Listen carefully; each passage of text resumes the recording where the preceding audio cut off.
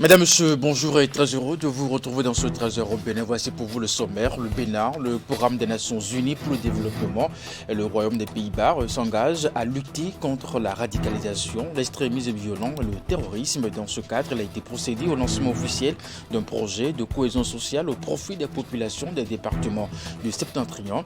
La cérémonie de lancement a connu la présence du ministre de l'Intérieur et de la Sécurité publique, du représentant du PNUD, des préfets des 4 départements du Septentrion et des maires.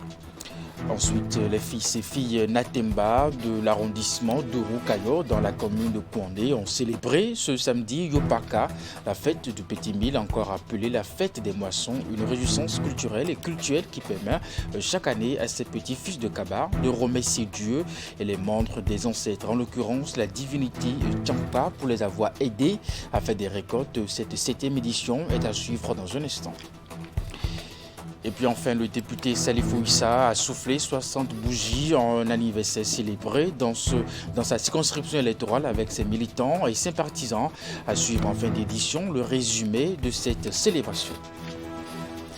Et voilà pour vous le sommaire de ce 13h au Bénin. À nouveau, bonjour et bienvenue si vous nous rejoignez. Le gouvernement du Bénin, le programme des Nations Unies pour le développement et le Royaume des Pays-Bas s'engagent à lutter contre la radicalisation, l'extrémisme violent et le terrorisme. Dans ce cadre, il a été procédé au lancement officiel d'un projet de cohésion sociale au profit des populations des départements du Septentrion, confrontés depuis quelque temps à ces phénomènes.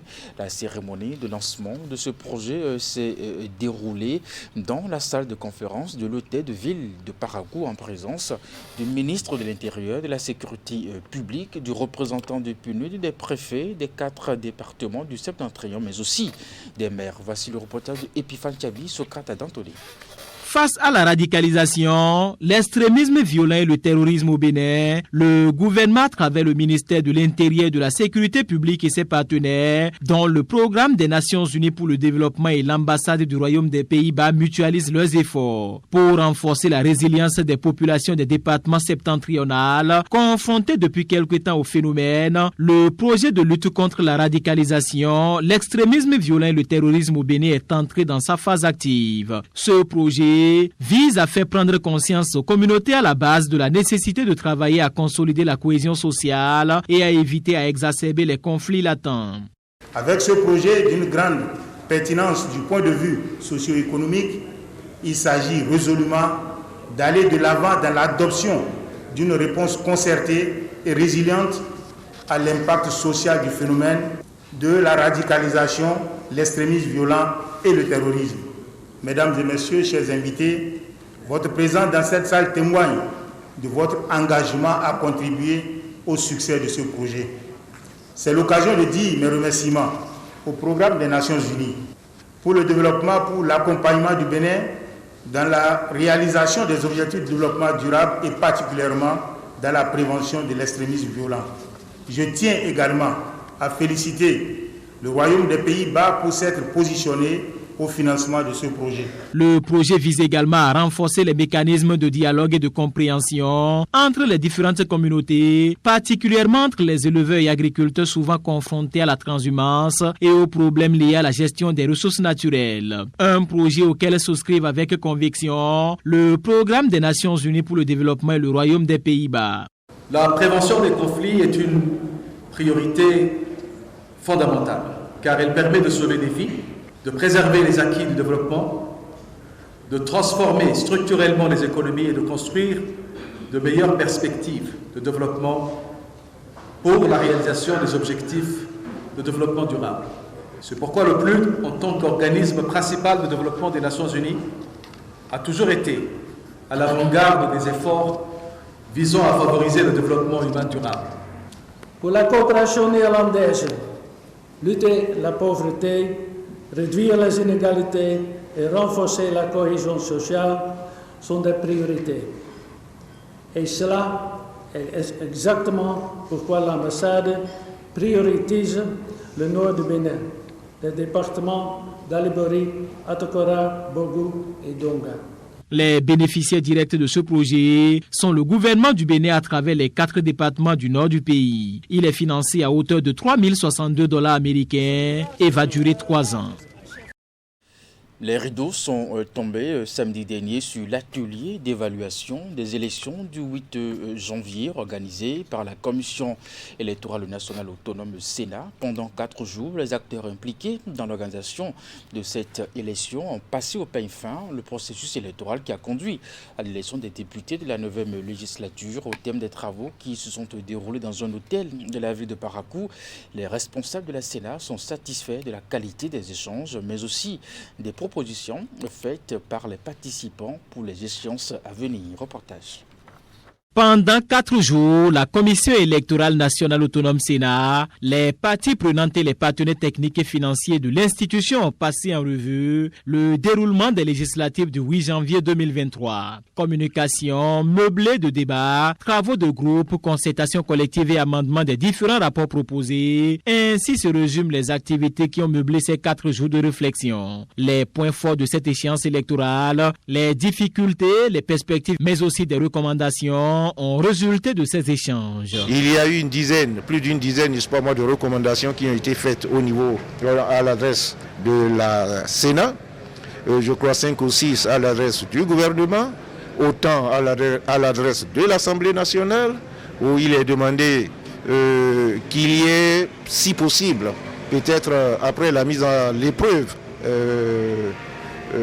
du code électoral, que l'on voit s'il y a des dispositions qui pourraient être revues pour repréciser certains aspects de manière à faciliter les prochains scrutins. De même, la liste électorale a rencontré un certain nombre de difficultés. Et vous le savez, ces difficultés sont liées principalement au fait que certains n'ont pas retrouvé leur nom, d'autres ont été déplacés souvent à des distances énormes, ce qui a impacté sur le taux de participation. Donc, il a été demandé à l'ANIP de corriger cette liste-là au besoin de faire une toilette, en fait. Les recommandations issues de ces 4 jours de travaux prouvent à suffisance que la Sénat a convenablement joué sa partition dans l'organisation de cette échéance électorale. Le président de l'institution s'en réjouit d'ailleurs et compte mettre en œuvre les recommandations faites afin de parfaire les prochaines échéances. La moisson est importante. Il reste à enlever l'exploitation judicieuse. Nous pouvons dire mission accomplie. Pour cela, nous exprimons notre sincère gratitude à tous les participants qui ont mis de côté leur activité habituelle pour se consacrer à cette noble et délicate mission républicaine. Le rapport adopté par l'ensemble des participants à cette séance permettra à la Commission électorale nationale autonome Sénat de consolider les acquis, mais aussi de corriger les insuffisances, ce qui permettra d'améliorer les performances de la Sénat dans l'organisation des consultations électorales à venir. Et puis nous restons toujours à Parakou. Le mardi 15 février dernier, les éléments du service de contrôle de la fraude Bogo-Alibori de la douane ont mis la main sur une importante quantité de cartouches que des trafiquants tentaient de faire passer après les formalités indiquées en la matière et compte rendu régulier à la hiérarchie. L'inspecteur des douanes Alofa Rodrigue a présenté la moisson à la presse. Voici le compte rendu.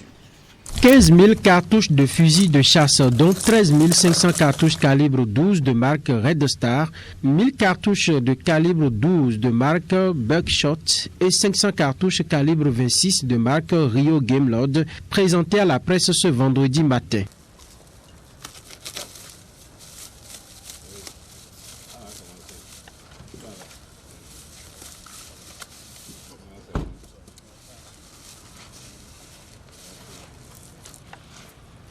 C'est le fruit du dernier exploit réalisé par les éléments de l'inspecteur des douanes Rodrigue Alofa, chef service régional de lutte contre la fraude du Borgo et de l'Alibori. Les trafiquants ont fait montre d'une ingéniosité sans nul autre pareil, mais ce n'était pas leur jour de chance. Nous avons intercepté le mardi 14 février aux environs de 13 h un tricycle chargé à première vue de sable sur l'as Djougou Parakou à Sinaou et sur lequel est posée une pelle. Le transporteur refusa de s'arrêter aux injonctions d'arrêt des agents.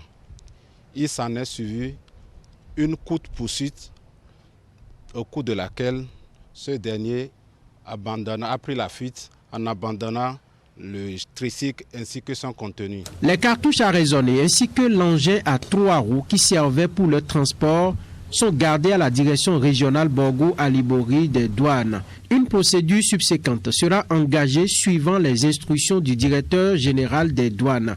Objectif, retrouver tous les membres de ce réseau de trafiquants tapis dans la population et les confier à la justice. Nous attendons de la population une franche collaboration afin de nous permettre, d'une part, de lutter contre le trafic illicite des armes et munitions et ensuite de mettre hors état de nuit, c'est hors la loi qui pose des actes de nature à troubler leur quiétude. Nous avons besoin de leur contribution parce que sans les renseignements, vous voyez, le mode opératoire utilisé, c'est très ingénieux. Personne ne peut imaginer qu'un tricycle transportant du sable allait comporter une telle cargaison. Donc nous les rassurons que même s'ils nous donnent les informations, nous avons l'obligation de les protéger et notre code des douanes nous interdit de livrer notre source de renseignement. Ces munitions sont utilisées pour les fusils de chasse qui constituent également des moyens d'attaque pour certains. C'est donc une menace d'insécurité que viennent de déjouer l'inspecteur des douanes Rodrigue Alpha, l'inspecteur des douanes Romaric Danon et tous leurs collaborateurs dans l'exécution de leur mission républicaine. Je vous l'annonçais en titre, les fils et filles Natemba dans la commune de Kondé ont célébré Yopaka, la fête du Petit Mille, encore appelée la fête des moissons, une réjouissance culturelle et cultuelle qui permet chaque année à ces petits fils de Kaba de remercier Dieu, élément des ancêtres, en l'occurrence la divinité Tchankpa, pour les avoir aidés à faire les récoltes. Voici le compte rendu de la 7e édition de Yopaka. C'est la 7e fois que les filles et fils Natemba de l'arrondissement de Roukayo, commune de Kondé, se retrouvent pour rendre grâce à Dieu et à la divinité Tchankpa qui leur ont permis de faire les récoltes. C'est le Yopaka, la fête du Petit Mille, encore appelée la fête des moissons en langue nateni. C'est Yopaka qui nous a réunis, c'est la fête identitaire et culturelle des Natemba. Cette fête, c'est d'abord la fête des moissons. Elle est célébrée pour rendre grâce à Dieu, l'être le suprême, et spécialement à la divinité Tchankpa, pour avoir accordé leur grâce à toute la communauté Natemba dans la commune de Kondé, et aussi pour implorer la clémence de ces divinités-là et essayer de conjurer le mauvais sort, les blocages éventuels qu'il y avait eu au cours de l'année qui s'achève pour que cela ne se reproduise au cours de l'année à venir. Ils sont donc venus de tous les villages de l'arrondissement d'Oroukayo, ici à Ganikperou, pour sacrifier à la tradition de cette fête de valorisation de leur culture.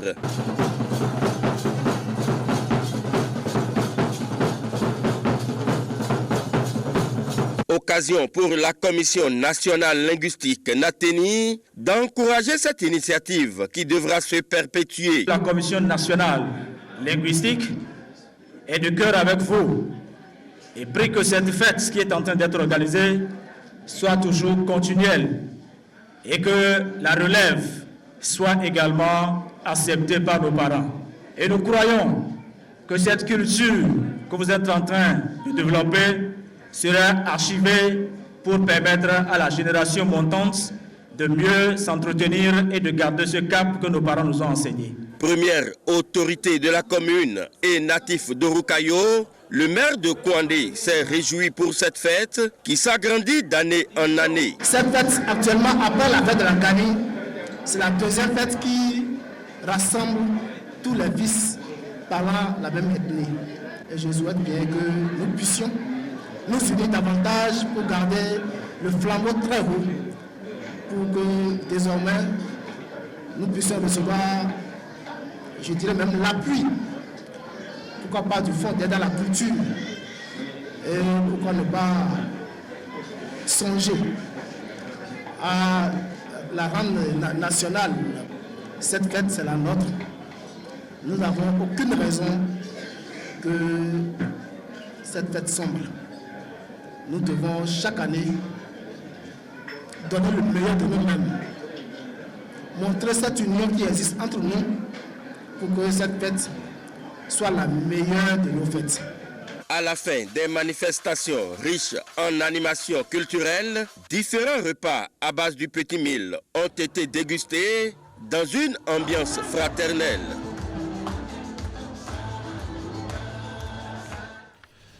Dans la suite de ce 13h au Bénin, le Bénin a migré depuis ce vendredi vers la télévision numérique terrestre. C'est un nouveau mode de diffusion et de réception des programmes télévisés qui vient réorganiser le paysage audiovisuel béninois et faciliter la tâche aux consommateurs. Le lancement officiel a eu lieu sur le site de la TNT à Bomé-Calavi en présence du ministre de l'économie numérique, de la digitalisation et plusieurs autres personnalités. Reportage. Ça y est, la télévision numérique terrestre est désormais opérationnelle au Bénin. La migration vers la TNT devient une réalité et commence avec une douzaine de chaînes locales et 4 internationales. Ce lancement matérialise le respect par le Bénin de l'engagement pris dans le cadre de l'accord international de Genève 2006 de l'Union internationale des télécommunications, accord donc qui avait prévu un passage au numérique mondial en 2015, puis un report en 2020, et puis ensuite des engagements pris au niveau continental, au niveau régional, sous-régional, avec à la fin un lancement intégral pour notre sous-région de l'UEMOA prévu en 2024. La transition vers la télévision numérique terrestre est un changement de mode de diffusion et de réception des programmes télévisés. Elle implique qu'un téléspectateur dispose en dehors de son poste téléviseur d'un décodeur et d'une antenne râteau. Avec la télévision numérique terrestre, vous pourrez désormais, avec une antenne unique, capter une fréquence qui comporte plusieurs chaînes de télévision grâce à la technologie du multiplexage. Donc c'est un gros avantage pour le téléspectateur. Deuxième avantage, lorsque vous avez fini de capter plusieurs chaînes à la fois, ces chaînes sont de très bonne qualité. Je dirais que l'image est un peu comme du DVD et le son, c'est du son très audible avec toutes les fréquences présentes et un très bon confort d'écoute. Pour aboutir à cette transition, le gouvernement a fait d'énormes investissements.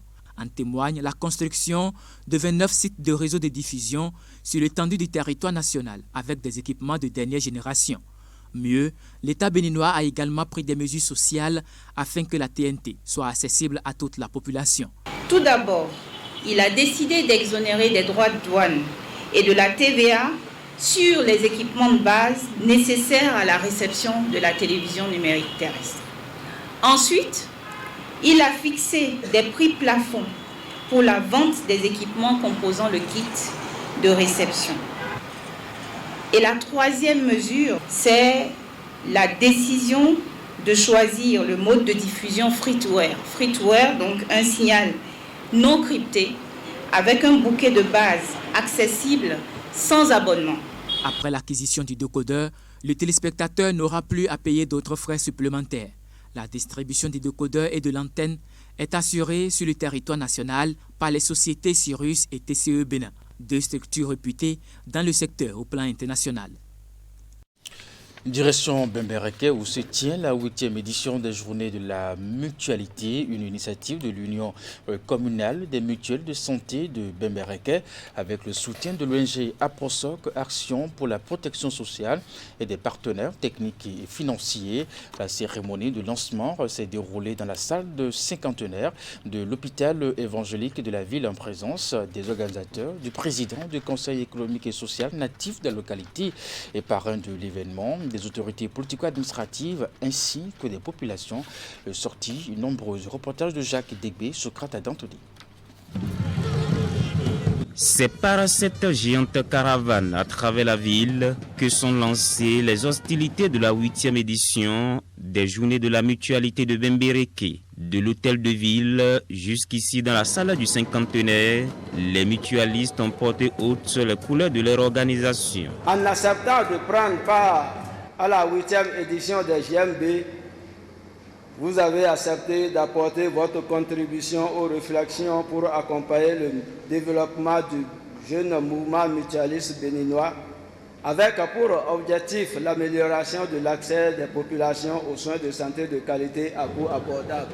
Nous avons espoir. Et c'est pour scruter davantage cet espoir que la présente édition a choisi de réunir les acteurs au plus haut niveau de ces réformes et les acteurs mutualistes, partenaires techniques et financiers, structures d'appui, ces tiers et mutualistes. Les mutuelles de santé à l'aide des réformes sanitaires au Bénin, c'est autour de ce thème qu'ont lieu les 3 jours d'échange, montrant ainsi la volonté des mutuelles à soutenir les réformes de l'exécutif dans le secteur de la santé. Notre mouvement mutualiste s'est déjà doté d'un plan stratégique de développement 2022-2026, de manuel de procédure, de tous les outils nécessaires pour une organisation de la société civile qui est prête à travailler aux côtés du gouvernement.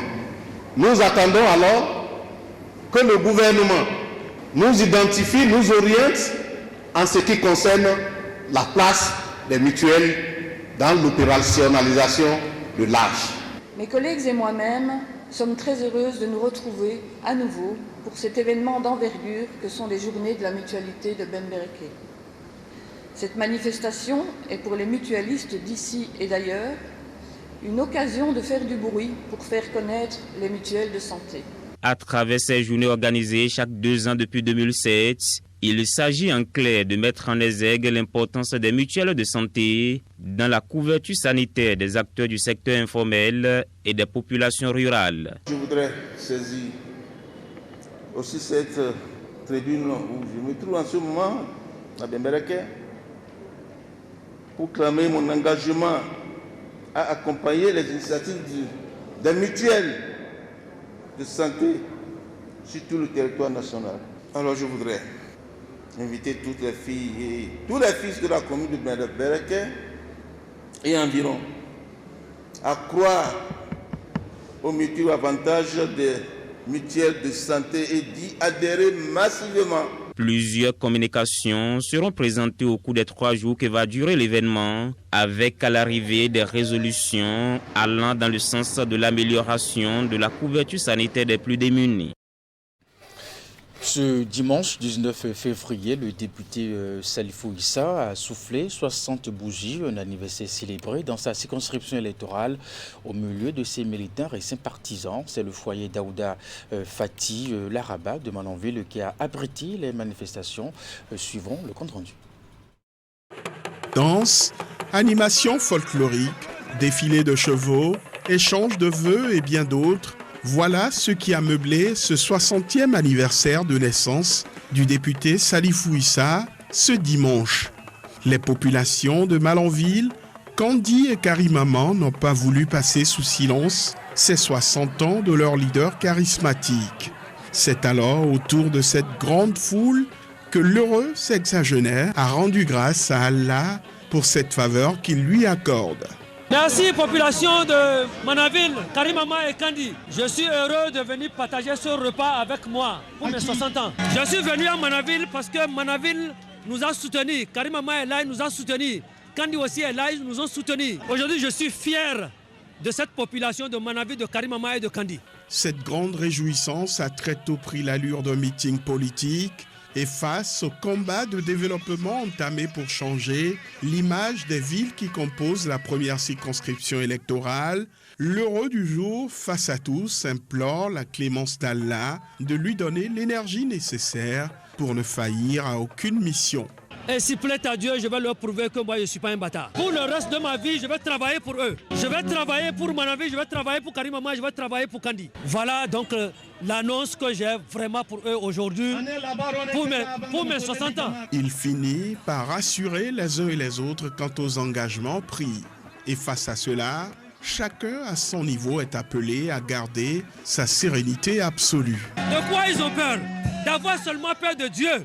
Ce 19 février, date anniversaire de l'honorable Salifou Issa, vient coïncider avec l'intronisation du tout nouveau chef boucher de Malanville. Il a nom Maman Ousmane. Pour cette double célébration, ces acteurs se sont donné la main pour festoyer en famille. Tous les amis ayant effectué le déplacement ont formulé de bons vœux au dit fils du Dendiganda. Je lui souhaite la joie, la santé, beaucoup de souhaits pour lui. Et je lui souhaite aussi beaucoup de 19 février. Pour notre honorable, que nous souhaitons longévité et prospérité surtout, santé et bonheur. Et qu'il sache qu'il a un peuple derrière lui toujours, qui le soutiendra pour ses efforts. Du haut de ses 60 ans, le sexagénaire a montré qu'il tient encore bon à travers cette démonstration à cheval devenue une passion. Cet instant de dégustation des différents mets a donné aussi un cachet spécial à ce 60e anniversaire du député Salifou Issa à Malanville.